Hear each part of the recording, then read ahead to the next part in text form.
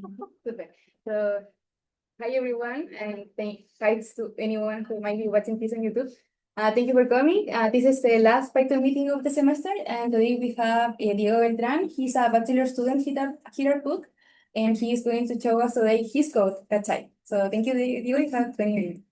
Okay, so hi everyone. First of all, I'm so happy to be here today. Thank you for having me and thank you all for coming. So in this presentation, I will show you my Python package, which is called CACHAI. And this is like a customizable visualization toolkit for science. So what is CACHAI?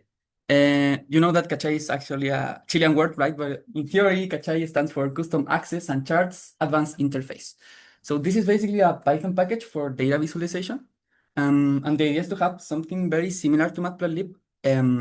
So yeah, to have like the same customization level and this like publication ready plots. But you may ask why we need another package, right? We already have Matplotlib, which is very good. The idea with CACHAI is to give you access to like unusual plots. So maybe like creative plots and sometimes even funny plots, as you will see in the other slides. So yeah, that is like the philosophy of CACHAI. So how to install it? It is very easy because we have CACHAI in PyPy, the Python package index. So you just have to pip install it. You go to your console and write pip install CACHAI. We also have these optional dependencies for testing. This is actually for me, like every time I add something new to the package, so I can test it, but you can try it too if you want. So the main goal of this presentation is to show you like the plots that we have in CACHAI. But before that, I want to give you like a general view of the package. So in CACHAI, we have 5 modules. The first one is plotting, obviously. And this module references all the charts, all the plots that we have in CACHAI.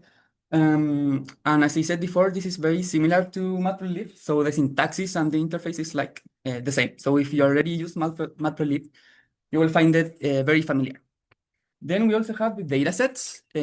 This is in case you want to try the code and not actually prepare like a dataset, like a table or something. You can access these datasets, which are hosted in GitHub. And yeah, that's it. We also have the utilities and gadgets. These are like a lot of functions and classes that in the beginning were intended for like internal use of the package, but I found some of them very useful in other contexts, in other works. So you can also use these functions and all of that. And we also have the test that, as I said to you before, this is just to check if the code is working well on your environment or your computer. Okay, so let's move on to the first plot. These are the chord diagrams. So a chord diagram basically lets you see correlations, let you visualize correlations. We have already pretty common ways of doing that. For example, the corner plot and the heat maps. But sometimes if you have like a lot of variables, these plots can get like very big and occupies a lot of space in your manuscript. So the chord diagrams basically offer like a more compact way of viewing all of these correlations at once. But this is not like a better option. It's just like another way of showing your data. So let's see how these chord diagrams works. So a chord diagram basically takes all the variables and arranges them around a circle. So in this example, we have just 2 variables. And as you can see there, we have like a pretty strong correlation right here. So the chord diagram basically takes this variable 1 and put it in the circle, and then takes the variable 2 and also put it in the circle. And then this chord right here, this link, is basically representing the correlation. So let's see this with more variables. This is an example with 7 variables. And how do you interpret this? Basically, the thickness of the chord represents like the strength of the correlation. So a thicker chord will mean a stronger correlation, right? So for example, here, the variable 3 and the variable 2, we see that we have this strong correlation, right? And if we go to the chord diagram, we see this connection right here between the variable 3 and 2. And this chord is pretty thick compared to all the other chords. So that's the idea. And here, for example, we have the other case, a weak correlation, in this case between the variables 6 and 5.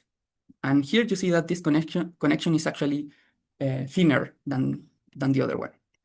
And you can also represent the anti-correlations or negative correlations. And for that, you use a pattern, this hatch, which is the name that Matplotlib gives to these things. So for example, the variable 4 and 1, they have a negative correlation. And if you go to the chord diagram, you see that we have this pretty thick correlation, but with this pattern like overlay. So yeah, that's the idea of the chord diagrams. And this is a comparison with the coordinate plot, for example. This is the same data set, but in a coordinate plot. And as you can see, this plot is pretty big compared to this one. This one could occupy maybe a full page in your manuscript, while this one can occupy like a square in one column. So yeah, but again, this is just like another way. If you are if you want to actually show all the distributions and stuff, you obviously want to use the coordinate plot. But if you don't, maybe you want to use the chord diagram. And this is the heat map. So as you can see, this is also a very good option. But maybe you don't want to show like all the numbers, all these little numbers right here, and you just want to show maybe what is like the variable with the strongest correlation, or what is the variable with the more correlations. So yeah, in that case, maybe you want to use the chord diagrams. So, okay, that's it with the explanation. And now let's see how you can actually do this. So this is the basic usage example. And in this case, I'm showing you how to do two things. The first one is to get the datasets from CACHAI, and then I will show you how to plot it. So to get the dataset, you just have to import CACHAI.data and then use this function right here, load dataset. In this case, I'm using this dataset called Lithium, which has provided by Maria Luisa. And yeah, this is basically a pandas data frame. That is what this function returns. And then to calculate the correlation matrix, you just have to use this function, which is from pandas. And that's it. Then you have the correlation matrix. And then how you plot the chord diagram, you just have to import cachai.chplot and then use this function called chord. So this is the output. So can you, instead of data, could it just be a data frame? Does it have to be in the format of CACHAI, or could it be like a pandas data frame? I mean, like the correlation matrix, like what you give here to the function or before. I mean, this has to be like a matrix, a symmetric matrix, like n times n. It could be also an NumPy array, for example. That will also work. But in that case, you will not have like these labels right here because they come from the column names of the pandas data frame. But you can also use an NumPy, and then you will have like default names like n1, n2, n3. So that also works. So yeah.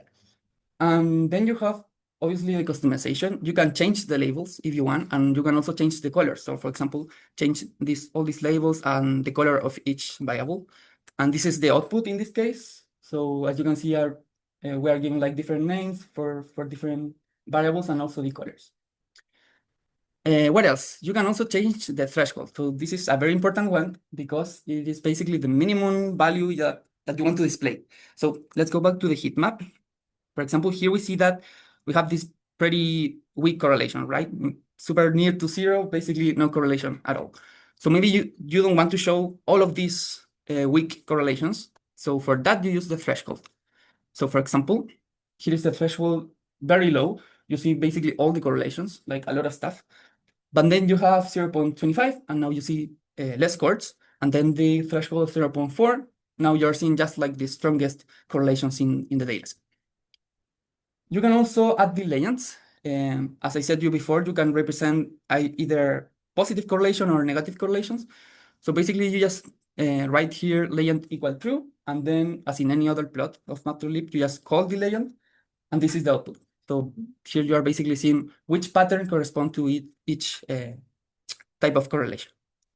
You can also change the pattern that you want, but I'm not showing this in this case, but yeah, you can also change that. Then we have also these scales for the thickness. So this is just like to like a visual thing. So in this case, we are showing the scale that is linear, and in this case, this is logarithmic. So it's the same data, but just changing the scale. So maybe you don't like see very well the difference between the weaker and the stronger correlation. So in that case, you can use this logarithmic scale. What else? Okay, we also have this highlighting method. So I'm gonna show you. Basically, you can highlight any node or any chord that you want, and for that you just use these functions, highlight chord or highlight node, and that will highlight maybe the variable that you want to explain in your paper or something like that. So Okay, you obviously have more examples. You can do a lot of more stuff. In this case, these examples are in the example section in the documentation. Before finish, I will show you the links to the documentation and everything. And in that example section, you'll find a Jupyter notebook where I show how to get this example also. Okay. So now let's move on to the other plot. This is actually a work in progress. So it is not public yet. These are the Michinoff Faces. So this is based on the Chernoff Faces, which is a way to represent like a lot of variables in a dataset using the features of the face. So basically, for example, let's see that the eyes, the size of the eyes represent like the age of the person. So older person, we have like bigger eyes, and a younger person will have like smaller eyes. So yeah, and you can do this with almost any feature of the face. And this works because as humans, we have this like ability to recognize different patterns and changes just in the face of humans. And the difference with the Chernoff Faces is that in Michinoff Faces, we use cats. So basically you can link like different variables of your star or galaxies or whatever to the different part of the cat faces. So yeah, this is like the skeleton of the faces.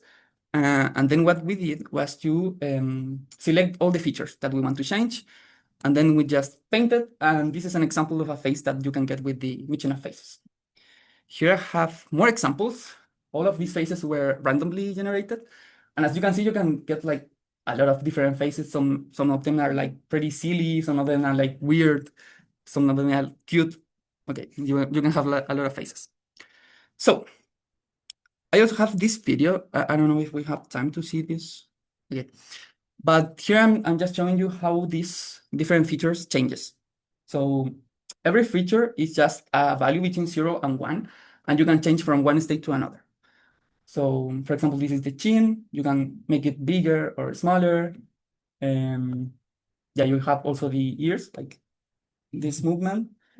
The eye size, as I said before.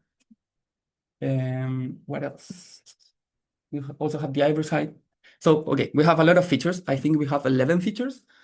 So now I'm gonna show you, oops, okay. Example using data from the 3 interstellar comets that we have detected in our history. So here we have a lot of data. We have velocity, the eccentricity of the orbit, perihelion, the color, the radius of the nucleus, the inclination of the orbit, and also the mass loss near the sun. So what we do is that we link all of these variables to different parts of the cat face. For example, the inclination of the orbit will be represented with the eyebrow inclination of the cat. So this is the output. And as you can see, the 3-1 atlas is actually pretty weird compared to all the other comets that we have seen before. So this might seem silly or like, yeah, not serious, but this can actually represent something. It can actually be useful. And as I said before, there are studies that shows that humans can recognize patterns. And yeah, so basically you can give like a personality to your data, right? And we can also change the colors. You can also change the colors of the nose, the tongue, everything. That's the idea with CACHAI, to have like full customization level. So before finish, I want to show you these links to the project. We have the GitHub repository. We also have the PyPy page. So there you can check like all the versions and all of that. And then we have the documentation, which is hosted in Read the Docs. And this is basically like the web page for CACHAI. So there you will find like the installation guide, how to get started with CACHAI, some examples, and obviously the documentation. So yeah, and it will mean a lot of me if you actually find CACHAI useful.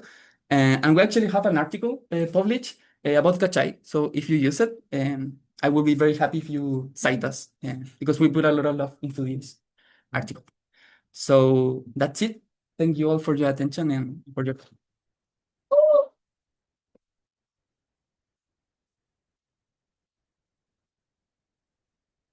Any questions? What defines the going from the Spearman correlation, the p-value, to the thickness of the Yeah. arm? Like, is it constant function that varies for all kind of relation, or it changes based on the relation? I mean, you have like, let me go back to the plots. Okay, you have like a maximum thickness of each chord, and then you have like a linear scale or a logarithmic scale, as I show you before with the other parameter. So yeah, you can change also what is the maximum thickness that you want in your chord diagram. But yeah, you have like this linear scale or logarithmic scale, depending on what you choose. And yeah, that's it. And then it goes from 0 to 1, and for negative correlation, it is the same, but with patterns. Do you have a way to show those numbers in those thicknesses?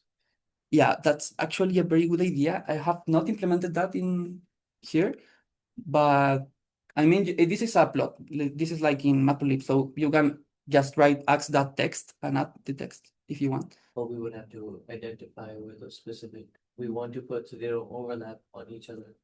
Yeah, yeah. Actually, you can access all of the items that are in the chord diagram, so you can just, I don't think I have the code here, but let me go to, okay, to this, no. Mm, mm, mm, mm. I think it's in the highlight. Okay, here. So as you can see here, I'm saving the chord diagram as my chord. So this is an object that you can access to, for example, all the nodes or all the chords. And then you will have like the information also from the labels. So then you will have like a list that is ordered with the labels and also the nodes and the chords that correspond to each label. So yeah, in theory, you can do that. But that's a good idea. Maybe I will add this option to show the numbers also. So yeah. I have. So when you first show, the data frame before doing the board, what is like the structure of the data frame? Like, is it like just like the columns with each one of these values and only like the data frame? You don't have to give it like anything else to work? No, you just have to have the correlation. So let me, maybe I can show you the Jupyter notebook, because there I have like, and I also can show you like the documentation. So this is the example section, and here you will have like a lot of examples. And this is the one that I show you in the presentation. And this takes you to a Jupyter notebook with the code. So here I think I have, okay. So this is the data set, as you can see here. And then you get the correlation matrix, which is this. And that's all you need to plot the chord. So actually here's the basic example. As you can see, we are just giving it the correlation matrix. And as I said before, it can also be an NP array. So yeah. Super. Mhm. I think this is more like a philosophy question, but how did you like came with this idea? I think for me, like I was actually just now doing this, and I didn't want to put like a lot of like corner plots in my plot, so this is amazing for my work.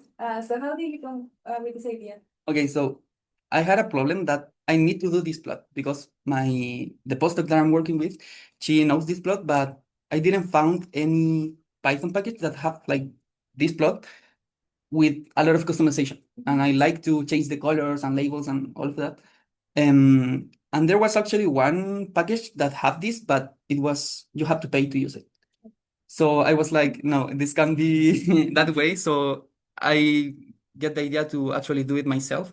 And then it was going on, and finally I did a Python package to this. So yeah, that was the beginning of the package. More questions? No? Okay, so we thank Diego again. Thank you so much.